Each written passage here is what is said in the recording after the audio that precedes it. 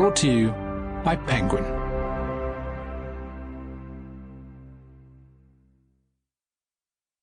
The Shadow by James Patterson and Brian Sitz.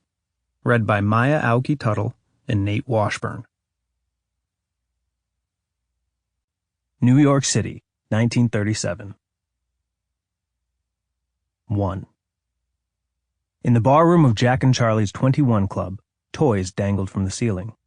Airplanes, ships, and trucks. Whimsical gifts from rich and famous patrons. First-time visitors were usually distracted by the playful clutter overhead, but Lamont Cranston was a regular, and had been since the place opened. Besides, his focus tonight was totally on his dazzling companion. The venue had been Margot's choice. She knew this place was Lamont's favorite, and tonight was a very special occasion. She had hinted on the car ride that she had something special to tell him. Usually that meant a lead on an intriguing new case, but with Margo Lane, you never knew. She was full of surprises, both naughty and nice, which was one of the many, many reasons Lamont adored her. As his partner in the crime-fighting business, Margo was the only person in the world who knew all his secrets. Except one.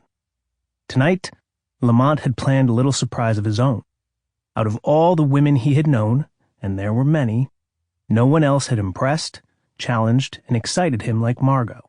From the day he met her, he knew they were meant to be together, and the ring he was hiding in his pocket would seal it, assuming she said yes.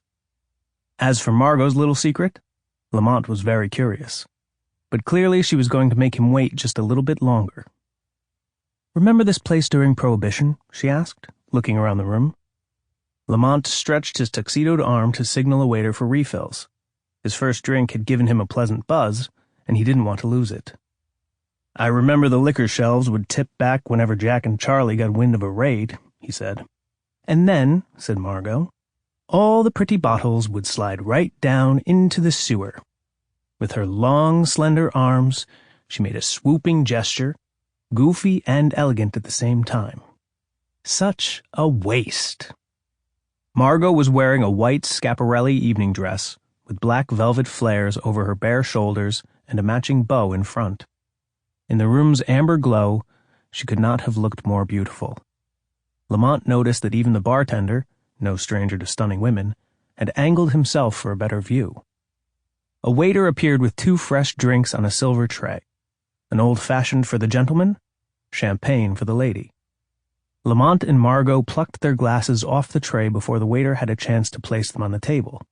As the young man started to turn back toward the bar, Lamont put a hand up to stop him in his tracks. "Shall we order?" he asked Margo. "Why not?" she said, running a manicured fingernail around the rim of her glass.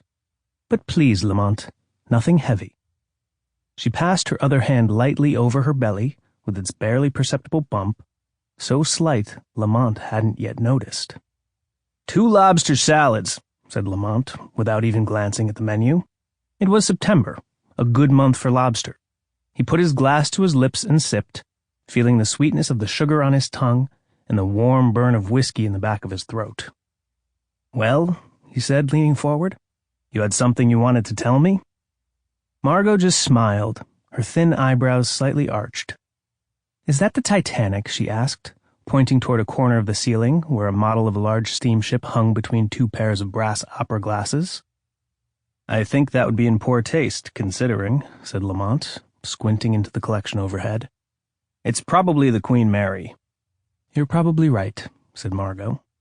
She looked like she was about to say something else, but before she could speak, 2 plates were already being set on the table.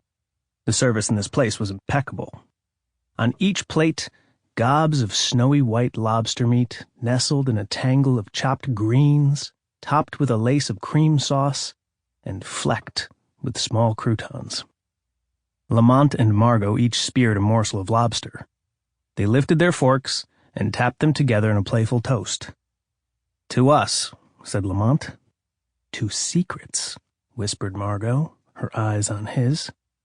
She slid a chunk of lobster into her mouth as Lamont took his first small bite. "You can't hold out forever, you know," he said. "I have my methods." "Maybe I'm just holding out for dessert," said Margo. Sample complete. Ready to continue?